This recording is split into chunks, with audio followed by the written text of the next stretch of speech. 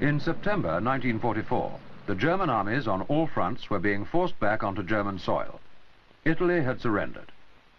In the east, the Russians were approaching East Prussia, mopping up in the Balkans, and forcing Finland, Romania and Bulgaria out of the war. In the west, the Allied armies, after breaking out of the Normandy breachhead in July, had advanced rapidly and were poised to attack into Germany. They'd come to a temporary halt, however, being still at the end of a perilously attenuated line of supply, reaching right back to the Channel ports. They were awaiting the opening of the port of Antwerp before launching a further, possibly final attack into Germany. There was even talk at this time that the war would be over by Christmas. This was the situation that faced Hitler when he considered and planned his audacious counterattack. While he was recovering from the assassination attempt of July the 20th, he assessed the military and political situation facing the Third Reich. He realized that a German victory against such odds was highly unlikely, but he also believed that there was a great deal of dislike and distrust between the Allies. If one single offensive could be mounted that would drive a wedge between them, their fragile relationship would collapse. With this situation, Hitler felt that he could avoid the demand for unconditional surrender, negotiate separate peace treaties with the Western Allies, and so gain time to fight the Russians in the east. He concluded that his best chance of success lay in the west, and in mid-August gave the order to prepare to take the offensive in November when the enemy air force cannot operate.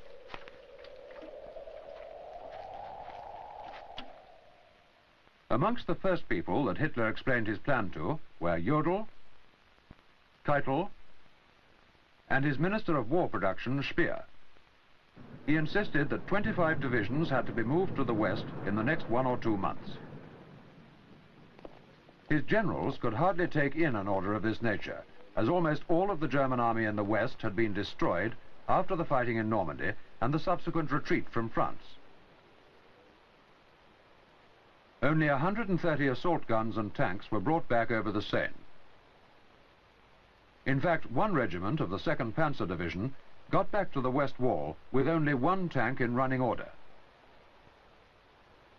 These enormous losses in arms, ammunition and manpower would have to be made good, and the Eastern Front too was desperately in need of more men and equipment. The first thing that Hitler did was to give Dr. Goebbels complete authority to take all necessary action to increase war production and release men for the army. This was the power that Goebbels had been waiting for. He closed theaters, cabaret shows, schools of music, acting and art, in fact any activity that had no direct importance to the war effort. Then all this manpower was directed into the armaments factories. Next, he imposed a minimum 60-hour working week. He also lowered the age for volunteering for the army to 16. Herr Speer, as Hitler's Minister of Armaments and War Production, how did these plans affect you? Goebbels had the order and was plenipotentiary directly to Hitler to get out of our factories hundreds of thousands of younger people who were kept there as specialists, and so Hitler and his staff could be form from those new divisions, and these divisions would have been equipped with the weapons we were building. It was a problem which couldn't be solved in this time, that Hitler wanted on one side more weapons, on the other side more soldiers, and both things together were not fitting. But those divisions were built up, the so-called Volksgrenadier Division, People's Guards divisions, and but they were trained in a very short time, and I think they were not as good as they would have been if they would have been a longer training. Himmler, the head of the SS and National Chief of Police, was made Commander-in-Chief Home Army and given the job of raising and training 48 new Volksgrenadier infantry divisions. Their numbers were swollen by transferring men from the Navy and Air Force to the Army.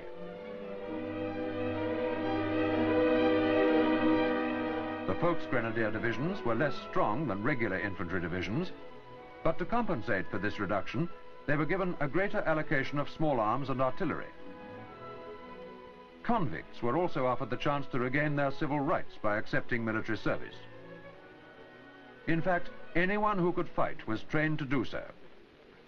To the amazement of the generals, by the beginning of November, Hitler had managed to replace his lost mobile reserve and also to allocate 16 of the new Volksgrenadier divisions to the west.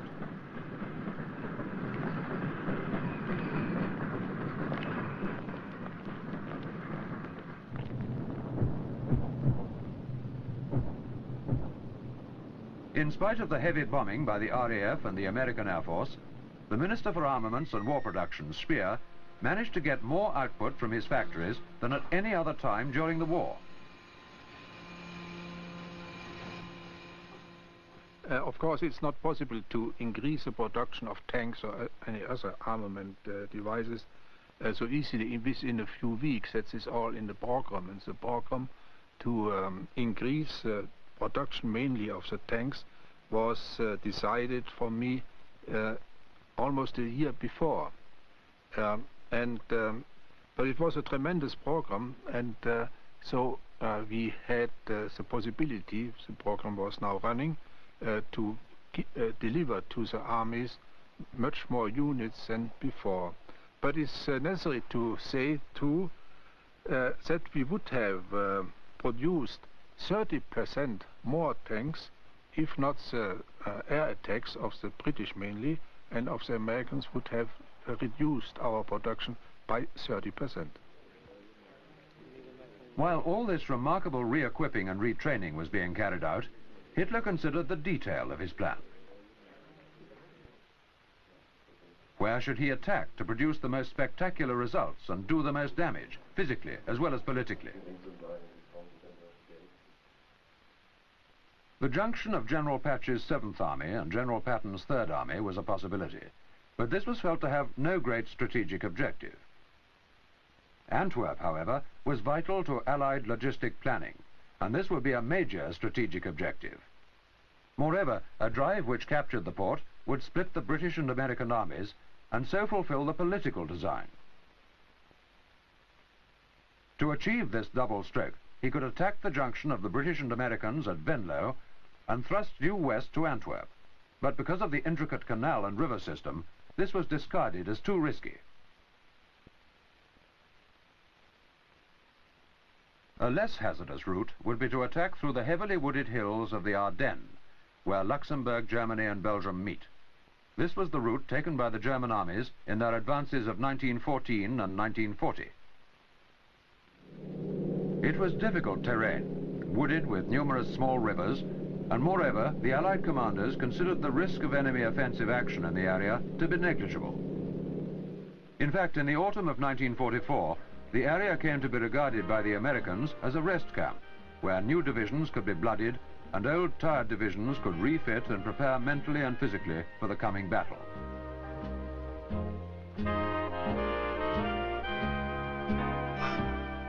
It was therefore likely to be thinly defended. The plan for the offensive was simple. An attack would be made by the newly formed panzer armies who would smash through the 80-mile front that was lightly held by 4 American infantry divisions and 1 armored division, then drive northwest, splitting the Allies apart, so driving a wedge over the Meuse, then on to Antwerp. Hitler had a very weak opinion of the fighting strength of the British and especially the Americans. He was saying in this time that when a breakthrough is we succeeded with a breakthrough, that then the British and American won't fight too much. They are not courageous fighters, they are not well trained, and that then the rush through to Antwerp will be possible, that gasoline will be available, plenty will be available. We were in lack of gasoline, you know, because of the air attacks on our gasoline factories, and even he went even so far that when he goes to Antwerp, he will have a British army in his hands, because he will be in the back of them, and it will be as great a victory with as many hundred thousands of prisoners as it was the case in Russia. Hitler's past experience of plans falling into enemy hands had confirmed his belief that draconian precautions must be taken to prevent the Allies learning of the existence of the proposed counterattack on which he was about to stake all. Colonel Meyer Dietering, as operations officer at OKW, the Supreme Headquarters, what were your responsibilities? In this particular operation, my mission was to deliver the framework for deception, for keeping secret the operation. The overall deception plan was to bring the enemy to the impression that we would not plan an aggression, but to undertake a defensive operation near the Rhine River. So the first order was that the code word in the early times of the planning, Martin, would now be Wacht am Rhein. To aid this deception, one of the newly formed armies destined for the Ardennes offensive, the 6th SS Panzer, was moved to the logical position to counterattack an Allied thrust towards the Ruhr.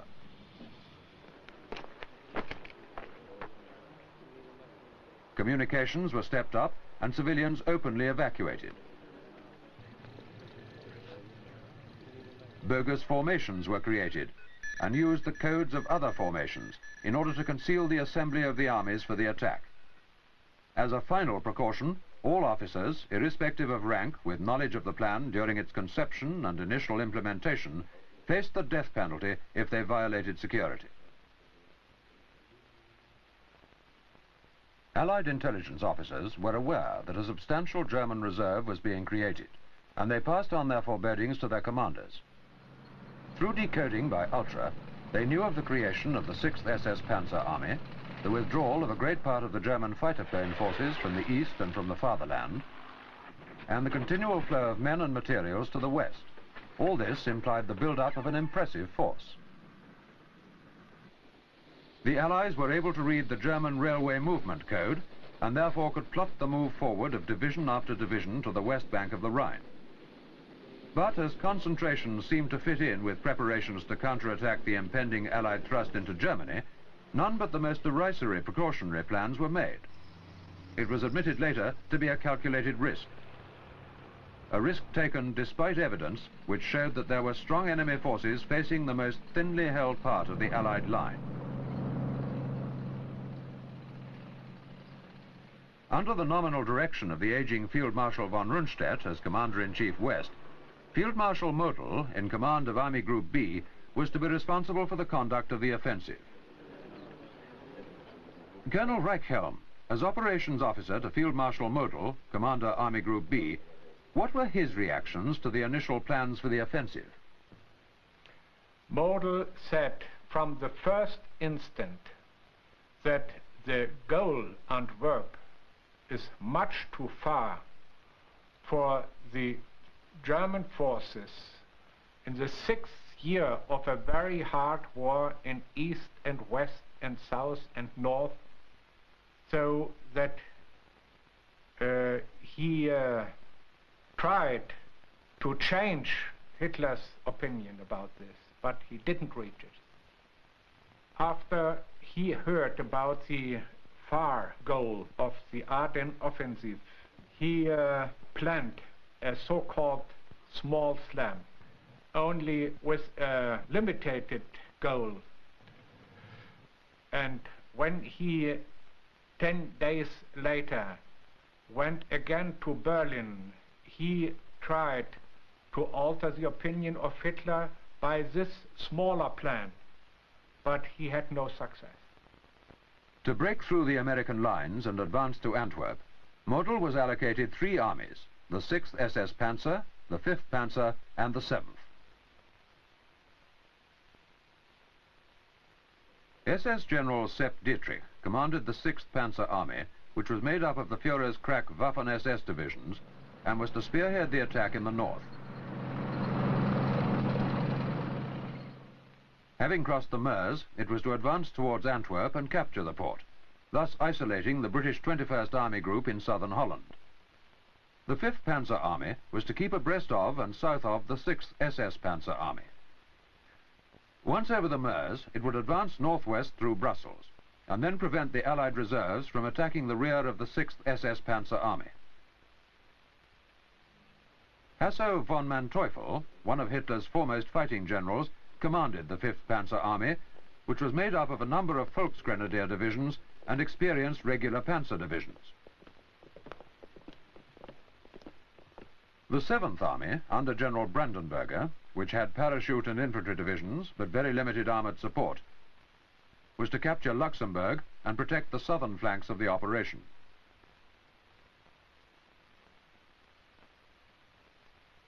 In addition, Hitler put Otto Skorzeny, the man who achieved prominence when he carried out the audacious rescue of Mussolini, in charge of a specialized operation, which it was hoped would ensure the early capture of the Meuse bridges.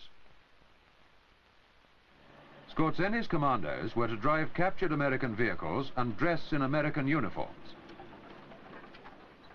Their task was to capture vital crossroads in order to speed the advance of the 6th SS Panzer Army. It was hoped that this would have the subsidiary effect of causing havoc behind the American lines, and did in fact have some success. He also ordered a reactivation of a small parachute formation from the Fallschirmjäger regiments, which since the costly fighting for Crete had mainly been used as ground troops. This was less successful. Hurriedly trained and inefficiently used, they were captured without playing an active part in the battle. Once Hitler had decided upon the overall plan for the Ardennes offensive and the accompanying measures to maintain strategic surprise, the General Staff issued the detailed orders for the assembly of the 3 armies. Colonel Reichhelm, when were you involved in the planning of the Ardennes offensive? I heard about the Ardennes offensive in November, when Field Marshal Model and General Krebs were ordered to come to Berlin. They went to Berlin, and immediately after, only Model, Krebs, this was the Chief of Staff, and myself, and later only one orderly officer had to work out all the plans. We had to work day and night. We lived only by pervitin, coffee and cigarettes. To carry out this massive transportation of men and materials, most of the movement was confined to the hours of darkness or during impossible flying weather. Every possible method of concealing the build-up was used. The heavily wooded terrain east of the proposed breakthrough sector offered ideal cover. Full trains were stored in tunnels during the day and unloaded only at night, and small villages were used to hide large formations. Camouflage discipline was strictly enforced by special teams. The security precautions covered every aspect. Only guns that had been in the line for some time and whose positions were known were allowed to fire, and even then on a reduced scale. This was to support the theory that the Germans were short of ammunition.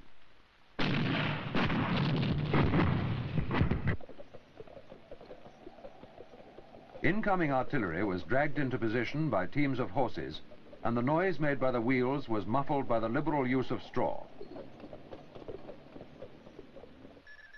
Radio communication was continued at the same rate as over the previous month, and patrolling kept to a minimum. The timetable for the assembly of the 3 armies covered 3 nights. To avoid premature disclosure, attached formations, other than those deployed in the line, were banned from crossing Army Group B's rear boundary, 12 miles from the front, until there was a direct order from Hitler for the final assembly. Separate infantry and armoured concentration areas were designated for each night. On the 12th of December, the troops were put on standby, but as yet were not told of the offensive. They were not told until the night of the 15th, as they moved slowly forward to their final assembly areas, where they had to arrive an hour or two before HR 0530 on the morning of the 16th of December. And so, on that morning of the 16th of December, 1944, there were 20 German divisions in the Ardennes sector, of which 7 were armoured, and only a limited number of these had been identified by Allied intelligence. In the north, facing the US 99th Infantry Division, which had only arrived in Europe the month before, and the US 2nd Infantry Division, which was poised to attack the Ruhr dams, was the greatest strength of the German offensive. The 6th SS Panzer Army had 5 infantry divisions to break through the American lines, and 4 crack SS Panzer divisions to exploit to the Meuse and beyond. In the center of the German attack was General von Manteuffel's 5th Panzer Army. His right flank of 2 infantry divisions faced the untried soldiers of the US 106th Infantry Division, who had just arrived from Le Havre and had not had time to liaise with the troops on their flanks. His center was a Panzer Corps, which was to attack between the newly arrived 106th and the exhausted 28th Division, which had fought its way through France and been sent to the Ardennes to recuperate. The 5th Panzer Army's heaviest punch was to be on its left flank. The 47th Panzer Corps, of 2 panzer divisions and an infantry division, had only the 110th Regiment of the 28th Division to oppose it. To complete the line, on the extreme left of the offensive, was General Brandenberger's 7th Army. He had a parachute division and 3 infantry divisions to guard the left flank, and was opposed by 2 US infantry regiments. Because of the priorities of the offensive and the shortage of supplies, General Brandenberger had no tanks at all. All the American formations opposite the 5th and 7th Armies were under the command of Major General Troy Middleton's 8th Corps. He had the 9th Armoured Division in reserve.